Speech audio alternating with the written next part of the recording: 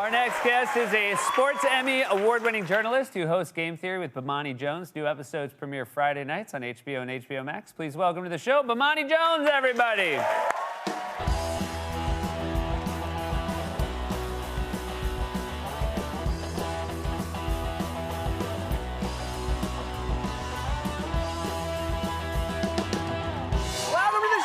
I'm so happy to have you here. I appreciate it. You give everybody the dab hug like that, or am I special? You're special. Okay, just yeah. You know what? I don't know if I gave it to your sister when she was here, because this is very fun. Your sister was the first in your family to be on the show. She's an author. She wrote an incredible book called An American Marriage. Yeah, I have to say I was very excited and proud of myself until I realized I was second place in my own house on this television show. But you do have siblings who haven't been on the show as well, Yeah, right? I do. I do have a couple of those. Okay, great. So you can lord it over them. Yeah, like my brother lives across the street from me. I will definitely have to tell him that he's gonna have to figure something out. He better start telling some jokes or dancing or something.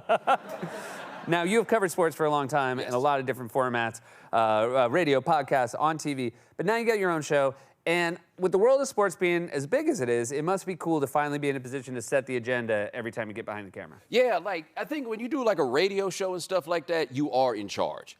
But it's radio, right? Like, people don't take it nearly as seriously. It's just a little bit of a zoo of sorts when you do that. When you get into television, it's a zillion different people that are doing this, doing that. They got all these different departments to get into. And I remember the first day that we opened the office up for Game Theory, we had this meeting and people were presenting the schematics for some field piece that we had.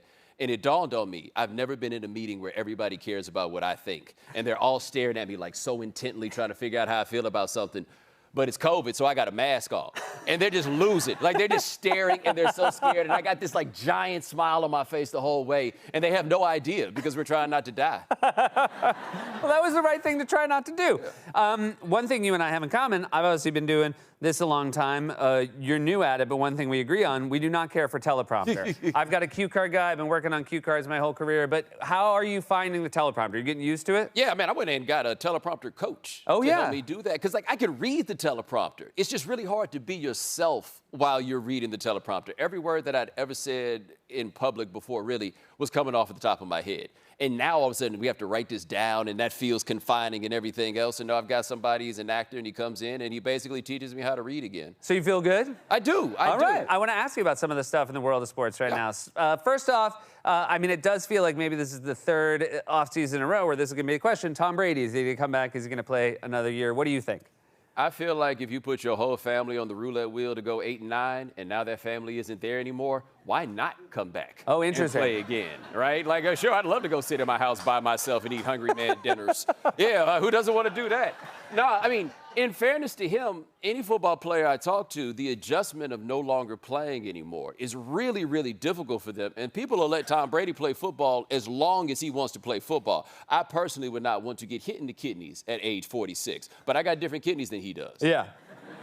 There's like less room between the outside of you and your kidney. There's less room between the outside of me and my kidneys than probably anybody else on planet Earth. I've made peace with that. A cool story has been Brock Purdy, last player drafted in the NFL draft last year. Mr. Irrelevant is the name they give to that. And now he's got the San Francisco 49ers in the championship game. I feel like you keep waiting for it to strike midnight and him to turn back into, regular old Cinderella. But what's going on here? I do hope that he has a measure of perspective about this. Like, you mentioned me being an Emmy Award winner.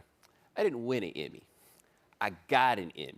I was an executive producer on the 30 for 30 documentary, and so when they do that and it wins Best Documentary Series, everybody gets an Emmy. They would have won an Emmy no matter what I had done, and that makes it better. Right. Because I just got it, right? Like, I didn't have to I did something, but I just got it. And I hope that Brock Purdy has the proper perspective to understand that while he is doing his job, if they win a Super Bowl, he gonna get one. Like, we don't have to make it more than it actually is. We can appreciate that. Wow, you showed up for work late, and the next thing you know, everything went well, and you got a win. Great for you, right? But you're gonna get that Emmy. You had a great piece about how crypto became very tied in with professional sports, up to and including the Miami Heat had an FTX arena that they were playing in. Obviously, they're no longer playing in an FTX arena due to everything that happened with FTX. What was your original, obviously, I think you were very early here in saying, hey, this doesn't quite smell right. the whole world of crypto and how quickly sports is wanting to have a partnership with it? Well, I had started looking into it about 10 years ago. There was this website called Silk Road that was basically an open-air drug market on the dark web. But real drug dealers don't sell drugs on the web, so you knew it wasn't real drug dealers, but they were making all their trades with Bitcoin, and then the FBI showed up, and then all these not actual drug dealers panicked. And I was like, well, tell me more about this Bitcoin. And then I raised the question, why would I trade my money for money that's not money, right? Like when I go out of the country, I take my money and I trade it for other money. You're telling me that I got this money that works perfectly well, and I'm going to trade this for some other money because this other money might be worth more. Well, what's going to make the value of that other money go up? I'm going to tweet about it, right? And we're just going to make the value of this other money come up. And that was just like, I hear about like the digital dollar and everything, and I've studied economics pretty decently, and I was like, my dollar looked pretty damn digital right now. The money in my pocket is not all the money I have. The rest of it is ones and zeros. And I just couldn't see how other people didn't understand the idea of turning your real money into funny money doesn't add up. And you sort of saw this very clearly, and I should give you credit, a lot of people didn't, in the Super Bowl ads, because there were all these crypto ads last year in the Super Bowl, and they had a very different message than sort of the more classic financial services companies that have Super Bowl ads. Yeah, no, you see a commercial for Merrill Lynch or for Charles Schwab or any of them other dorks that get up there and do the trading, and they're always telling you, take care of your future. It's always very serene and peaceful. These crypto ads were like, fortune favors the brave. Why do I need to be brave about my money? My entire life is about not being brave about my money. The whole reason that you take your money to somebody to invest it is because you're not brave.